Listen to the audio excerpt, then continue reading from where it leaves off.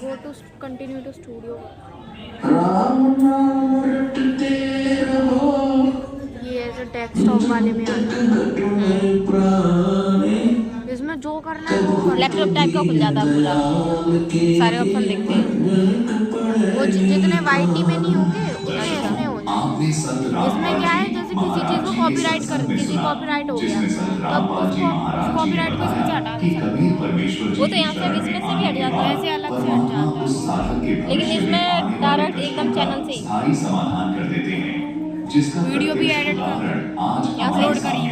मतलब जी कोई ऐप या वेबसाइट पे यूट्यूब का ही है, ऐप डाउनलोड हो जाएगा इसका। ऐप नहीं है, वेबसाइट। कबीर परमेश्वर के विधान अनुसार बाढ़ पीड़ित किसान और मजदूर भाइयों को पंप, मोटर आदि सामान मुहैया करवाकर उनका स्थायी समाधान कर दिया।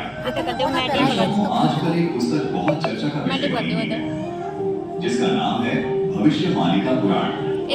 माँ खाते हुए किसी खेल लेंगे, माँ खेल लेंगे यहीं और उसको हिंदी भाषा में रूपांतरित किया पंडित श्री काशीनाथ मिश्र जी ने। पंचसखा में खेलन दो।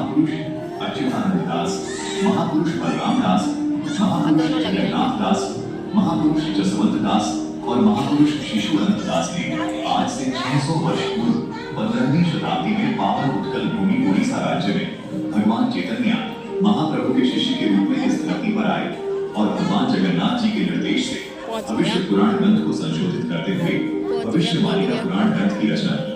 इस क्रम में उन्होंने 1,85,000 ग्रंथों के समूह की रचना ताड़ के पत्तों में की, जिसको उड़िया भाषा में लिखा गया।